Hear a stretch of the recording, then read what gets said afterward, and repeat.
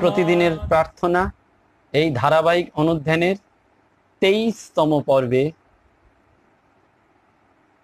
সকলের চরণে এই সুপ্রভাতে প্রণতি নিবেদন করি। আমরা এই দিব্য কথার প্রতিধ্বনির মাধ্যমে নিজেদেরকে আধ্যাত্মিকভাবে পুষ্ট করার প্রয়াসী। আপনারা সকলেই এই ভাবধারায় আমাদের সাথে স্নাত হচ্ছেন। আমি নিজেও আপনাদের সাথে এই ভাবধারায় শেয়ার করে তৃপ্ত হচ্ছি এবং স্নাত হচ্ছি। আপনাদের সকলের কাছে আমার অনুরোধ, আমার জন্য আপনারা ভগবানের চরণে প্রার্থনা করবেন, আমার ব্যক্তিগত প্রণাম জানবেন।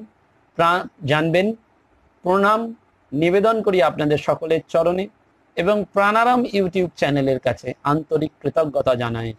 প্রতিদিনের এই সৎকথায় প্রতিদিনের প্রার্থনা ঠিক সকাল 7টার সময় প্রাণারাম ইউটিউব চ্যানেলের মাধ্যমে আপনারা এই লাইভ প্রিমিয়ার অনুষ্ঠানগুলি শুনতে পাচ্ছেন। এবং এই প্রাণারাম ইউটিউব চ্যানেলের পবিত্র বাবু নিরলসভাবে দীর্ঘদিন ধরে বিভিন্ন তীর্থক্ষেত্রে ঘুরে আমাদের কাছে এই অনবদ্য উপহারগুলি দিচ্ছেন এবং এই বিশ্বজোড়া সংকটকালেও তিনি আমাদের নিঃস্বার্থভাবে এটি করে চলেছেন। আজ এই সুন্দর সকালবেলায় যার কথা মনে পড়ছে তিনি পরমহংস যোগানন্দ। আমরা যোগী কথামৃত জানি, পরমহংস যোগানন্দ যোগী কথামৃত রচনা করেছিলেন এবং সেইটি অদ্ভুত অনবদ্য, সেও ঈশ্বরের ভাবে ভাবিত। তিনি সুন্দর করে বলছেন প্রেমিক ভগবান, ভগবান প্রেমস্বরূপ। বলছেন বিশ্ব সংসার তোমায় ভুল বুঝলেও ভগবান কিন্তু তোমায় ঠিকই বুঝবেন। তিনি হচ্ছেন সেই প্রেমিক যিনি সর্বদাই তোমার প্রতি আগ্রহী, তা তোমার যতই দোষ থাকুক না কেন। অন্যে তোমায় সাময়িকভাবে একটু স্নেহ ভালোবাসা যদিও বা দেয়, তারপরেই কিন্তু তারা তোমায় পরিত্যাগ করে, কিন্তু তিনি কখনোই তোমায় ছেড়ে যান না। দেখুন, এই ভগবান একমাত্র যিনি, তিনি আমাদের ছেড়ে যান না। আমরা যেন প্রার্থনার এই ভাবে ভাবিত হই যে ভগবান যেমন আমাদের ছেড়ে না যান, আমরাও যেন ভগবানকে ছেড়ে না যাই। এবং সেইটি তার জন্য তার কৃপা প্রার্থী হয়ে বসে থাকতে হয়। কবে আসবে জানা নেই, কিন্তু বসে থাকতে হয়। যোগানন্দজি এও বলছেন যে অসংখ্য উপায়ে ভগবান প্রতিদিন তোমার প্রেম চেয়ে বেড়াচ্ছেন। তিনি প্রেম ও ভিখারি। তুমি তাকে ভুলে থাকলেও তিনি তোমায় ভোলেন না। তুমি সর্বদাই তার দৃষ্টি পথে রয়েছ। তাকে প্রত্যাখ্যান করলেও তিনি তোমাকে শাস্তি দেন না, তুমি নিজেই নিজেকে শাস্তি দাও। তার প্রেম অনির্বচনীয়, অবর্ণনীয়। দেখুন, ভগবান যে প্রেমিক সেটি যেমন যোগানন্দ বলছেন, তেমনি আমরাও এটি জানি। কিরকম জানি না, আমরা ঠাকুরের কল্পতরুর কথা জানি, কিন্তু আজকে যে ঘটনাটি স্মরণ মনন করব সেটি অত্যন্ত বিরল ঘটনা। স্বামী মুক্তেশ্বরানন্দজি মহারাজের স্মৃতি কথায় আমরা এটি পাই। বলছেন মঠে তখন বাবুরাম মহারাজের উপর সবকিছু দেখাশোনার ভার। রাজা মহারাজ মঠাধ্যক্ষ, মঠে আছেন। নতুন ছেলেরা যারা সঙ্গে যোগদান করছে তাদের জীবন ভার বা জীবন গঠনের ভার বাবুরাম মহারাজের হাতে। তাকে মঠের মা বলা হতো, আপনি জানেন, আমরা সবাই জানি, আপনারাও জানেন যে তিনি মঠের মাতৃস্বরূপা। যে কোনো ভক্ত এলেই যখনই আসুন না কেন তিনি তাকে একটু প্রসাদ দেবেনই দেবেন। এইটি ভাব। মূল আদর্শগত বৈশিষ্ট্যগুলো যদি দেখেন তাহলে এই ভাবটি কিন্তু আমাদের ভাবায়, আজকের দিনে দাঁড়িয়েও আমাদের সেটি ভাবায়। বলছেন একটি নবাগত ব্রহ্মচারীকে নিয়ে তিনি খুব মুশকিলে পড়েছেন, কারণ সে কোনো কথাই মানতে চাইতো না। ফলে বাবুরাম মহারাজ তার উপর মাঝে মধ্যে বিরক্ত হতেন। একদিন তার অবাধ্যতার চরম মুহূর্তে বাবুরাম মহারাজ তাকে ধরে নিয়ে গেলেন রাজা মহারাজের কাছে এবং ধরে নিয়ে গিয়ে তার মাথাটি গুঁজে দিয়ে বললেন, মহারাজ এ বেটা বড্ড রাগী, তুমি ওর মাথায় হাত বুলিয়ে দাও। রাজা মহারাজ তাঁর শ্রীচরণে থাকা ছেলেটির মাথায় পরম মমতায় হাত বুলিয়ে দিতেই বাবুরাম মহারাজ তার মাথা মহারাজের পা থেকে তুলে নিয়ে নিজের মাথাটিও মহারাজের পায়ে দিয়ে দিলেন। দিয়ে কাতর স্বরে বললেন, মহারাজ বুড়ো হয়েছে, মঠের কাজকর্ম করতে করতে নিজের মাথাটাই গরম হয়ে যায়, তাই ওদের বকাবকি করি। মহারাজ আমার মাথাতেও একটু হাত বুলিয়ে দাও। কি ভাব ভেবে দেখুন তো। এই সকালবেলার এই ধ্যান চিত্রগুলো যেন আমাদের মানুষ লোকে, যখন আমরা মানুষ পরিভ্রমণ করি, সেজন্য ভূতেশানন্দজি মহারাজকে পরবর্তীকালেও যখন কেউ কেউ বলছেন যে ধ্যান যোগ হয় না, কি করব, বলছেন তুমি 1 ঘন্টা বেলুড় মঠের মানুষ ভ্রমণ করে এসো। মানুষ ভ্রমণের কথা বারবার বলছি। আমরা বিগত দিনের পর্বগুলিতে এই মানুষ ভ্রমণের কথা বলছি, কিন্তু এই ভাবটি দেখুন, ব্রহ্মচারীর যেমন চাইছেন, নিজেরও বলছেন বুড়ো হয়েছি, নিজেকে অ্যানালিসিস করছেন ওই বয়সেও ঠাকুরের পার্ষদ, প্রেমময়, প্রেম শরীরে যার, বলছেন বাবুরামের হার পর্যন্ত শুদ্ধ, সেই মানুষটি বলছেন শুদ্ধতার পরাকাষ্ঠা প্রেমের প্রতিমূর্তি। সেই জন্য স্বামীজি তার নাম দিলেন প্রেমানন্দ। বলছেন আমার মাথাটাও গরম হয়ে যায়। রাজা মহারাজ বাবুরাম মহারাজের মাথাতেও আদর করে হাত বুলিয়ে দিলেন। তখন বাবুরাম মহারাজ আনন্দের আবেগে সবাইকে ডেকে এনে মহারাজের পায়ে মাথা দিয়ে তার আশীর্বাদ প্রার্থনা করতে চাইলেন। রাজা মহারাজও তাই করতে লাগলেন। বাবুরাম মহারাজ উন্মত্ত হয়ে আনন্দের সাথে বললেন, ওরে তোরা আয় রে, মহারাজ আজ কল্পতরু হয়েছেন। আমরা ঠাকুরের কল্পতরু জানি, কিন্তু রাজা মহারাজের কল্পতরু, বলছেন রাজা মহারাজও কল্পতরু হলেন। পিতার ঐশ্বর্য পুত্র তো পাবে, এ তো ঠাকুরের কথা। ওই শিক্রাকুলীন গ্রাম যেখানে রাজা মহারাজের জন্মস্থান, ওই ঘরটিতে দেখুন তিনি যেন একেবারে জল জল করে বসে রয়েছেন। সেই জন্মস্থানের উপর ছোট্ট ঘরটি রয়েছে, যেখানে সাধু ব্রহ্মচারীরা গিয়ে ধ্যান করেন, তার ব্যবহৃত জিনিসপত্র সেখানে রয়েছে। সেই মানুষটি কল্পতরু, কারণ তিনি যে ছেলে। আমরা স্বামী নির্বাণানন্দের মুখে সেটি পাই। একদিন ওই ঠাকুর মেজের উপর দাগ কাটছেন, বলছেন এটা বাবুরাম, এটা নরেন, একটা বিভিন্ন রকম দাগ কাটছেন। একজন জিজ্ঞেস করলেন তাহলে রাজা মহারাজ? তখন সব থেকে একটা বড় দাগ কাটলেন, দাগ কেটে বললেন ওইটি, ওই আধ্যাত্মিক ভাবে সর্বশ্রেষ্ঠ রাজা মহারাজ, তিনি কল্পতরু হয়ে গেলেন। স্বামী মুক্তেশ্বরানন্দজি মহারাজ তাঁর স্মৃতি কথায় বলছেন, বলছেন ওরে আয়, বাবুরাম মহারাজ বলছেন ওরে আয়, ঠাকুর যে আজ কল্পতরু হয়েছেন। এর কিছুক্ষণ পরে মহারাজ উঠে দাঁড়িয়ে হাতটা নেড়ে বললেন, जो आया था सो चला गया। ওই যে সেই জন্যই আছে না শ্রীরামকৃষ্ণ বন্দনায়, ভক্তার জন্য যুগল চরণ তারণ ভবপার। কাতর হয়ে ওই আত্মারামের কাছে ব্যাকুল প্রার্থনা, দেহ পদে অনুরাগ। এই প্রার্থনা করছেন কেন না, সকলেই জানেন সম্পদ তব শ্রীপদ ভব গোস্পদ বারি যথায়। শ্রীরামকৃষ্ণ চরণ যুগল হচ্ছে আমাদের অতুল সম্পদ। এইটি আমাদের ধরে রাখতে হয়, আর অন্য কিছুর দরকার নেই। এবং সেইটি ভাবের কথা। যেমন তিনি কল্পতরু হলেন, তেমনি বলছেন যে এরা এই জীবজন্তুকেও অকাতরে কৃপা করে গেছেন। বলছেন স্বামীজিরও শ্রীচরণ কোন কোন ভাগ্যবান পুজো করার সুযোগ পেয়েছিলেন। স্বামীজি একবার বিদেশ থেকে ফিরে আসার পর বেলুড় মঠের পুরনো মন্দিরের রোয়াকের ওপর বসে আছেন, পিছনে দাঁড়িয়ে আছেন রাখাল মহারাজ। এমন সময় সামনে দিয়ে যাচ্ছেন তাঁরই শিষ্য অচলানন্দজি, স্বামী অচলানন্দজি, কেদার বাবা। স্বামীজি তাকে ডাক দিলেন, তিনি ছুটে সামনে আসতেই স্বামীজি বললেন যা ফুল তুলে নিয়ে আয়। তিনি কিছু ফুল আনলে স্বামীজি বললেন নেই, আমাকে পুজো কর। কেদার বাবা গুরুর নির্দেশ মতন তার শ্রীচরণ পুজো করলেন, তারপরেই বললেন যা আবার একবার ফুল তুলে নিয়ে। কেদার বাবা আবার ফুল তুলে নিয়ে এলেন, নিয়ে এসে বললেন রাজা মহারাজ যে দিকে তাকিয়ে বললেন, এখন অধ্যক্ষের পুজো কর। সঙ্গগুরু গুরুর পরেই, তাই তাঁর চরণ পুজোও করালেন স্বামীজি স্বয়ং। স্বামীজি নিজেই সঙ্গগুরুর পুজো করিয়ে দিয়ে গেলেন। এইগুলি আমাদের ভাব। এই ভাবটি আমাদের, ওই জন্য বলছেন পরমহংস স্বামী যোগানন্দ, যে আমরা নিজেদের কারণে আমাদের দোষ দিই, আমাদের শাস্তি দিই, কষ্ট দিই। আসলে ভগবান প্রেমিক, তিনি প্রেম ভিখারি, তিনি ওই প্রেমটা বিতরণ করে যান, এবং সেই প্রেমের বিতরণটা পাওয়ার জন্যই আমরা বসে থাকি।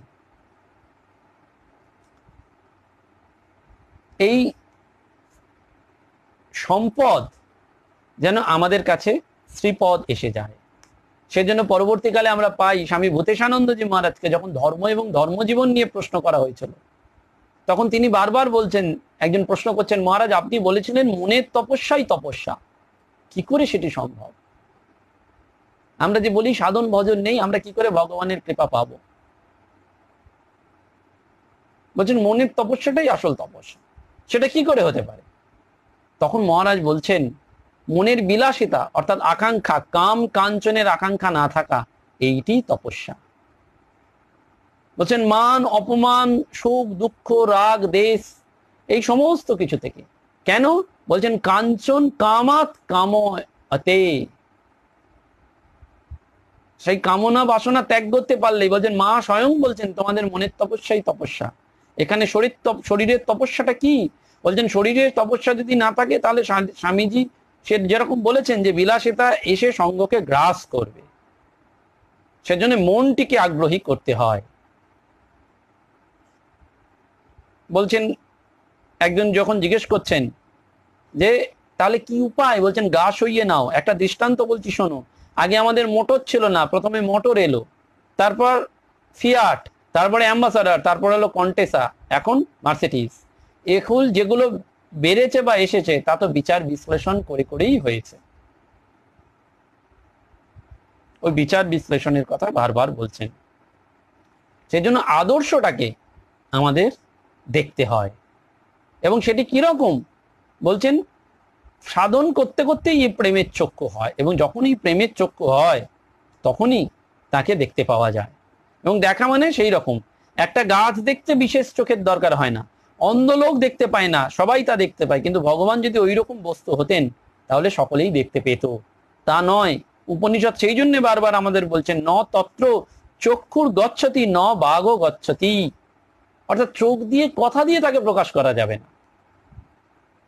এ ভালোবাসার সময় নিষ্ঠা দিয়ে, এবং ভক্তি মানে ওই পূজ্য পূজকের ভাবে, একটা ভাবের সাথে পুজো করা, একটা ভাবের সাথে তার বন্দনা করা, এবং সেটা যত আমরা করতে পারবো ভালোবাসার সাথে, এবং সেই জন্য আমাদের খুব সাবধানে থাকতে হয়, অ্যালার্ট থাকতে হয়। কিরকম অ্যালার্ট থাকতে হয়? আমরা যোগানন্দজির গল্প বলেছিলাম। একেবারে আধুনিক যুগে আমরা যদি আসি, সাহিত্যিক দিলীপ কুমার রায়, তিনি কিন্তু এই কথামৃত পড়ে তার জীবনের মোড়টি ঘুরে গিয়েছিল। তিনি মাস্টারমশাইয়ের কাছে গিয়েছিলেন ওই কথামৃত শুনবে বলে। মাস্টারমশাইয়ের কি আনন্দ হয়েছিল, গা শিহরিত হয়ে উঠেছিল যে এইটুকু বয়সের একটি ছেলে মাস্টারমশাইয়ের কাছে গেছে কথামৃত বা ঠাকুরের কথা শুনবে বলে, ঠাকুরের ভাবটি শুনবে বলে। পরবর্তীকালে দিলীপ কুমার রায় তার স্মৃতি কথায় লিখছেন, 13 বছর বয়সে আমি পড়ি শ্রীরামকৃষ্ণ কথামৃত। আমার ধর্মজীবনের সূচনা হয় এই মহাগ্রন্থ থেকে। আমি যেতাম স্বামী ব্রহ্মানন্দের কাছে, শ্রীমর কাছে, স্বামী শারদানন্দের কাছে, শ্রী মার কাছে, স্বামী শিবানন্দের কাছে। তাদের আশীর্বাদ আমি পেয়েছি। আর একথা প্রমাণ করতে না পারলেও বলবো, তাদের সে পরম আশীর্বাদ আমায় দুঃসময় দিয়েছে বল, মনোকষ্টে দিয়েছে সান্ত্বনা, শঙ্কায় দিয়েছে অভয়, নির্ভরতায় দিয়েছে বিশ্বাস।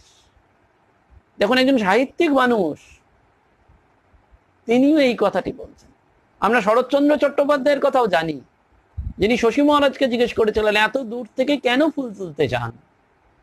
তখন ওই শশী মহারাজ কি বললেন? পূজা উপাসনা সকলই তো ফাঁকি, শুধু সেই সুযোগে তোমারই ডাকি। এই যে নানান উপচার, নানান কিছু, সেগুলো আসলে ফাঁকি। তাহলে আসলটি কি? বলছেন এর মধ্যে দিয়ে আসলে তো তোমাকেই ডাকি, এবং এই তোমাকে ডাকার জন্যই আমার জীবনটাকে অন্যরকম। সেই জন্য অ্যালার্টনেস। এবং কিরকম অ্যালার্টনেস দরকার? বলছেন কিরকম আমরা ভগবানকে ডাকতে গেলে কি করতে হবে? বলছেন যে বিবেক চূড়ামণিতে শঙ্করাচার্য একটি সুন্দর কথা বলছেন, ব্রহ্মনিষ্ঠায় কখনো অনবহিত হওয়া উচিত নয়, কারণ সনত কুমার বলছেন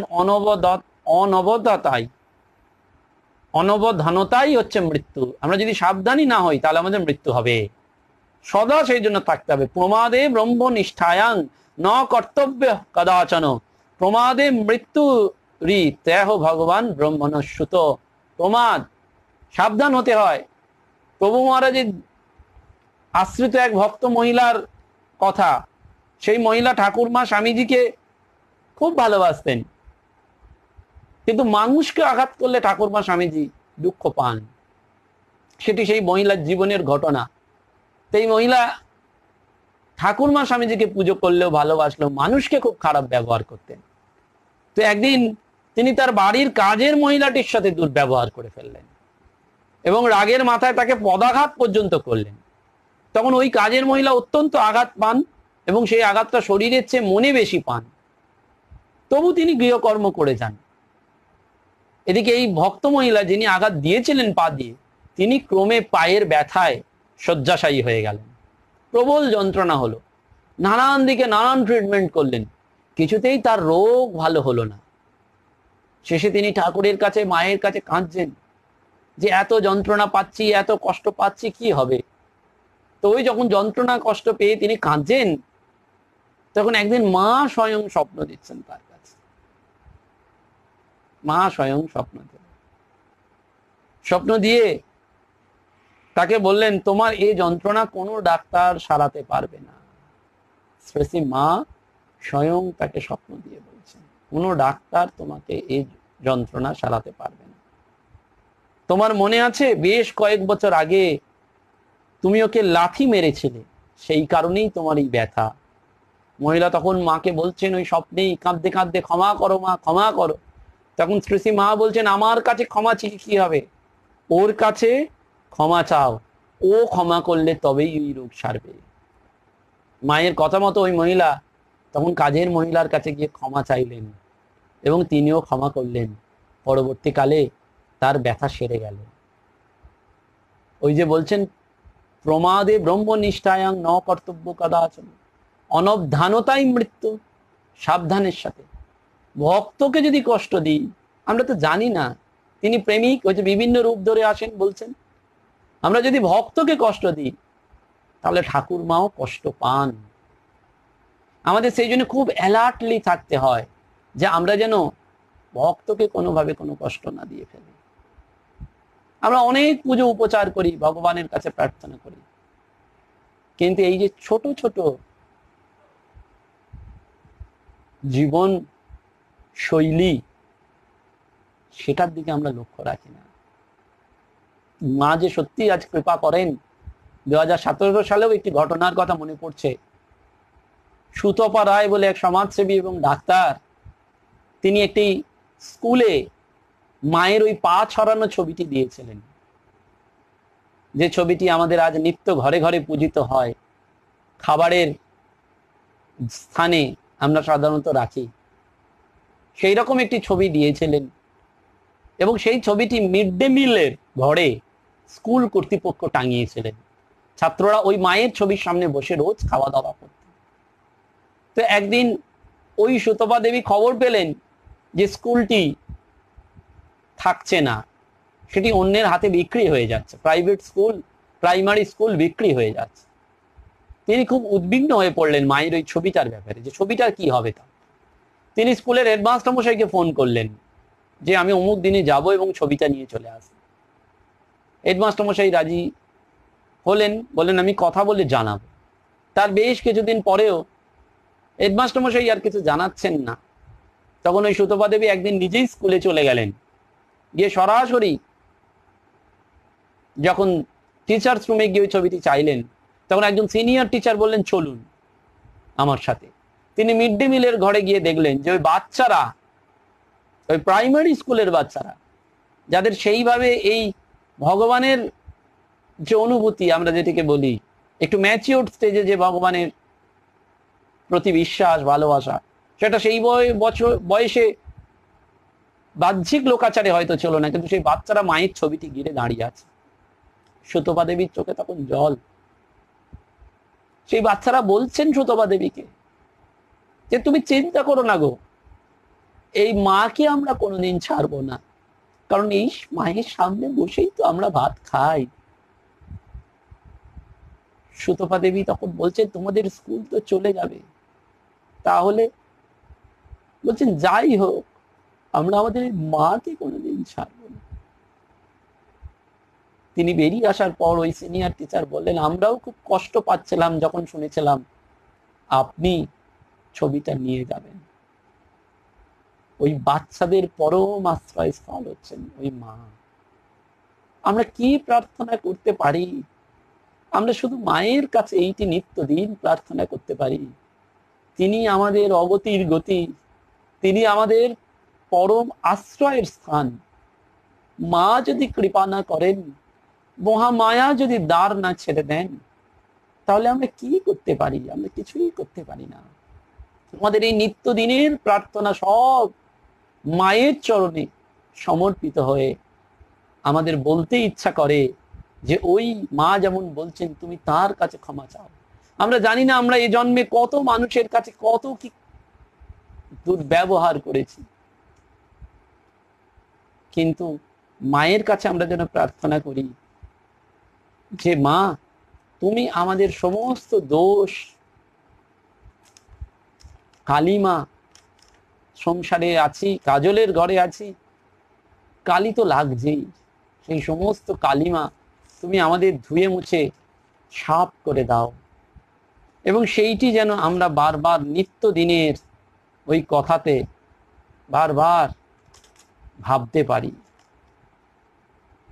যে আমাদের এই যে চিন্তাধারা যে দুটি স্থান থেকে কন্ট্রোলড হয়, সহজাত সংস্কার এবং আরোপিত সংস্কার, এবং এই আরোপিত সংস্কারের মধ্যে পরিবেশের প্রভাবজনিত সংস্কার এবং বাইরের সূত্র থেকে অধ্যাপরিত সংস্কার, এই দুটি সংস্কারকে যেন আমরা কাটতে পারি।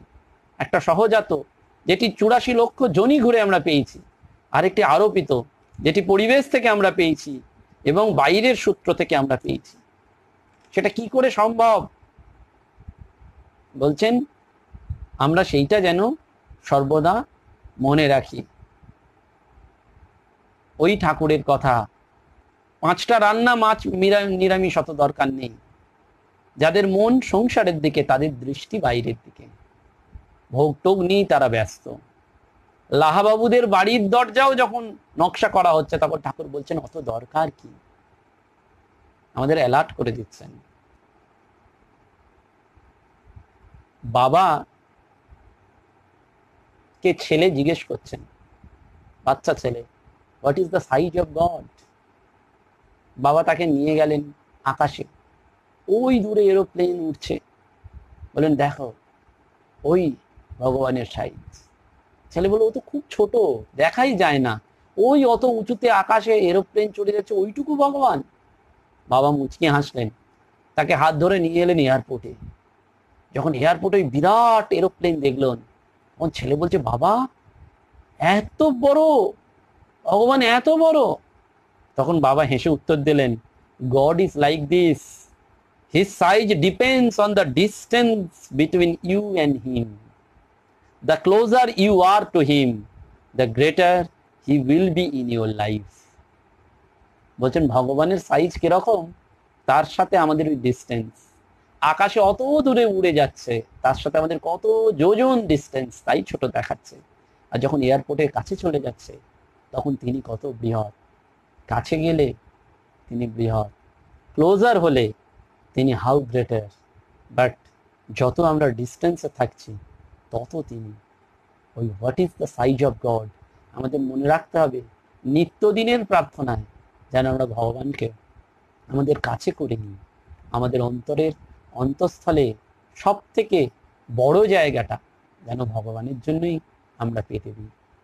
আমার হৃদয়ে তোমার আসনখানি পাতা, সেই আসনে ভগবান বসবেন, ভগবান আহার করবেন, ভগবান বিহার করবেন, ভগবান আমাদের ভালোবাসবেন, আমরা ভগবানকে ভালোবাসবো।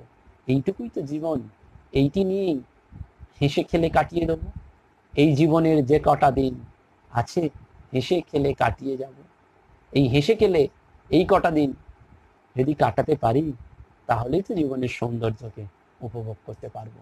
সৎ কথায় প্রতিদিনের প্রার্থনা, আজ এখানেই সমাপ্ত। ভগবানের চরণে সেই প্রার্থনাই রইল। সকলকে প্রণাম জানিয়ে অপেক্ষায় রইলাম আবার আগামী দিনের অনুধ্যানের জন্য।